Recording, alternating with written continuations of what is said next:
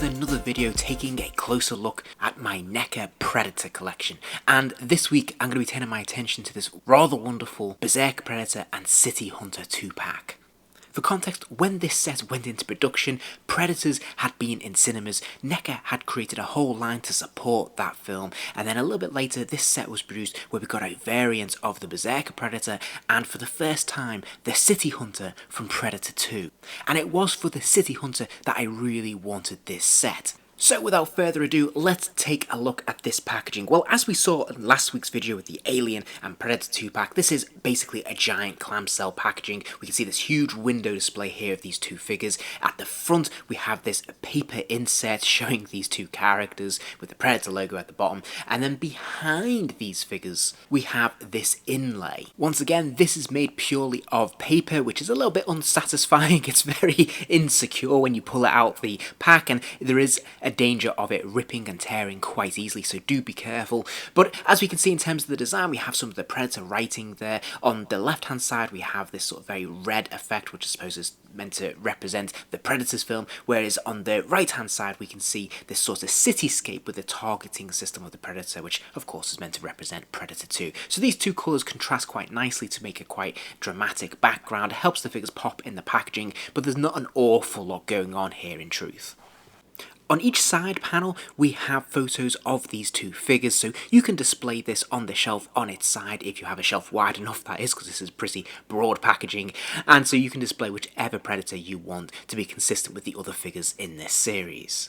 On the reverse of the packaging, we have another two stock photos of these figures on display. Again, looking pretty striking. I really like that Predator targeting system in the centre of the packaging there and that red glow around. I think that looks really attractive and quite colourful and fun. So this looks great on display. We have a little bit of bio about each character, and then at the bottom of the packaging you can see the lost tribe of Predator 2 figures that were available to purchase at this time. So let's start with the City Hunter. As I said at the top of the video, this was the reason I bought this set. This was his debut in the line. Of course we would get other variants as the years went by, but this was the first time we saw this guy. And I have to say, despite not being the greatest film in this series, this is my favourite Predator, certainly from NECA. I love the look, the design, the colouring, the masks, the detailing. Everything about this Predator takes everything that was successful about the first one and just makes minor little tweaks to improve it ever so slightly. And in my personal opinion, I don't think it's ever really been surpassed. I love the slightly gold and yellow hues and tone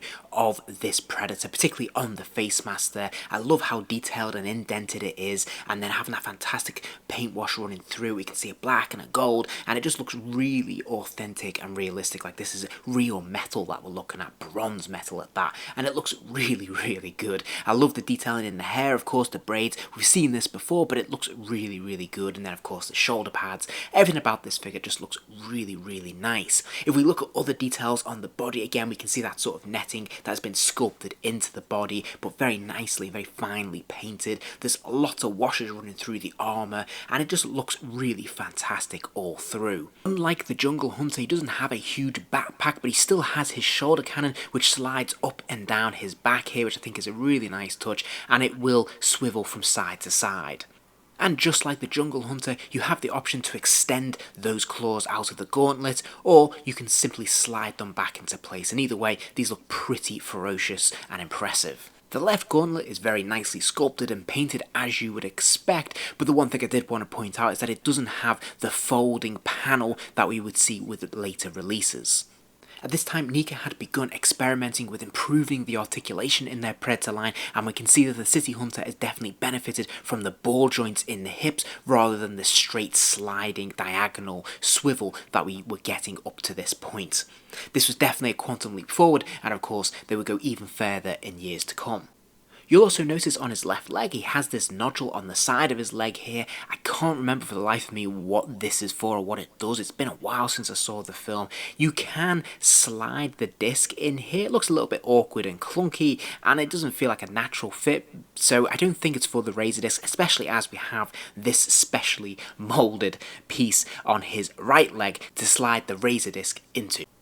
Of the two figures in this pack, the City Hunter definitely has the best articulation. He has the standard swivel at the top of the neck there, he can only move it from side to side. He does have ball joints in the shoulders however, so he can lift his arms up and out a pretty good distance there, and of course the shoulder pads will work with this articulation, which is great. He's got a pin swivel at the forearm, so he can rotate that lower arm all the way around, and of course he can hinge it to about 45 degrees because of that gauntlet. Now there's another pin at the wrist there, so that wrist can rotate all the way around, and it will hinge forwards and backwards a good distance as well. Now he does have what looks like a ball joint in the torso at the waist here. He can certainly move from side to side and he can just about wriggle from left to right, but he can't really move forwards or backwards. It's pretty stiff and there's not a lot of give here at all. Now he does have those ball joints at the hips, so of course he can kick his legs out to the side. You can also twist this joint so you can move them from side to side, and then you can kick the legs forwards, they'll go backwards a little bit, and then there's a double joint at the knee there so you can kick that lower leg all the way back, and there's finally another pin at the ankle which will allow the foot to move left and right and hinge forwards and backwards. The City Hunter is also fully loaded when it comes to accessories because he has an alternate open left hand, his razor disc, a short version of the spear, and the fully extended spear. Pleasingly, he has no issues whatsoever holding these accessories. They all fit snugly into his grip. The razor disc is a little bit fiddly, but it will fit onto his fingers and it can look pretty cool when it does so. As I mentioned before, that razor disc will also fit in snugly into the pouch on his right leg as well. And then all in all, I think this is a pretty fab figure. Like I said, this is the one I bought the set for, but I'm really super pleased with him. It's definitely authentic to what we see on screen. It's quite dramatic looking, and he's a really, really fun looking Predator. Now, yes, they would do ultimate versions of this Predator years later with slightly enhanced articulation, particularly in the torso, but I have to say, I really love this original release, and it's still one of my all-time favourites in the series. So let's move on to the Berserker Predator. As I said, this is a variant of the already existing Predator in the NECA line, and whilst it's not my favourite Predator design, it is pretty distinctive. As you'd expect, the sculpting is near perfect. This is a very faithful reproduction of what we see on screen. Of course, this is a variant, so what we have here is the Berserker Predator in the dark, as he's semi-translucent, as he's holographic, and that's why we're getting this darker colouring and these white patches of clear plastic. I think this makes for a really fun design because they've picked and chosen which parts of the Predator to make invisible and which parts to be partially visible, and I think it works really well and makes this a very interesting looking figure all in all. His shoulder cannon is fixed, so it can only move up and down and left to right. It can't really do an awful lot more, sadly, because the actual shoulder pack does not move on this version of the Predator. As mentioned, the sculpting is pretty much near perfect on this figure. I couldn't really ask for a lot more. The paint apps are very carefully chosen, as noted, and they've done a really nice job of adding several washes to give this a bit more texture, and I think it works really well. The design of this Predator is a lot more bare bones, it's a lot more fleshy, I suppose, so it has a lot less technology, oddly enough, so his gauntlets are much more stripped down. There's not an awful lot going on here. He does just have the two hands as well. There is no alternate hands that you can swap these out for, so these are sort of open gripping hands. And the legs and feet are pretty consistent with what we've seen with the rest of the figure. Again, on that right leg there, we have that transparent plastic, and of course we have the sort of the whitewash running over the boots, which is quite nice. And if we stick a light behind these translucent plastic pieces, we can see that it really shines through, and it looks really quite cool and creates a different look for this figure. Sadly, the articulation scheme for this figure is a lot more basic. Yes, he has a swivel at the top of the neck there. It's a lot more restrictive, as you can see. He doesn't have quite the same range as a City Hunter, sadly. He does have ball joints in the shoulders, but they can't quite lift up quite as far as the City Hunter. He's still got the pin swivel at the lower forearm though, so that does rotate all the way around, and it will hinge a pretty good distance to almost 90 degrees. He's got another pin at the wrist there, so the wrist will rotate all the way around, and again, hinge forwards and backwards slightly as well. Now there is a straight swivel at the waist, so he can move from side to side, but that's it. There's no hint of a ball joint here, so he can't bend forwards or backwards or lean left and right. He does have the diagonal cut at the hips there, which is a shame, so it does look a little bit strange. He has an upper thigh swivel as well, but as you can see, when you kick the legs out, they always kick up and out to the side, which looks a little bit weird. Now he does have a pin swivel at the lower leg though, so that means he can rotate his lower leg all the way around, and again, this will hinge to about 90 degrees. And then finally there's another swivel at the top of the boot cut there. Likewise, accessories for the Berserker Predator are pretty pared down. There's not an awful lot here. He does come with 2 blades, one visible and one invisible. These can slide into his gauntlet easily enough, and they're a fun option to have. It definitely makes this Predator a bit more menacing, but overall they don't add a great deal to this figure.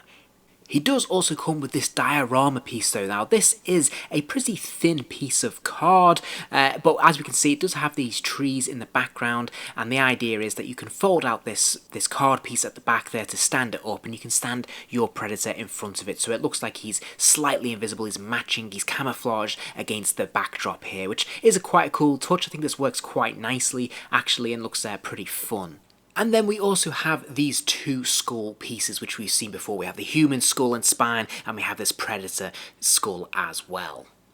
And here they both are standing next to each other, so they look roughly in scale, and I think they look pretty cool. Now, as I said, for me, definitely the real winner of this set is the City Hunter. I would imagine most people picking up the set did pick it up for this character. I think this is a really fantastic figure. I love this City Hunter. Even today, after all these Ultimate versions we've had since, I still really love this version of this character. This figure is really fun, and I love the colouring on it.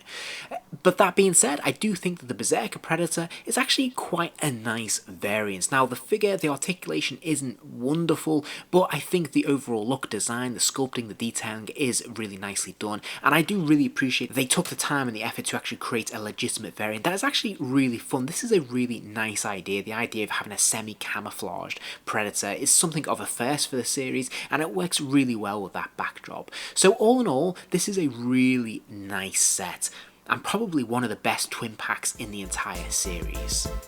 If you enjoyed this video, please do give it a like, and remember to subscribe as there'll be plenty more videos soon.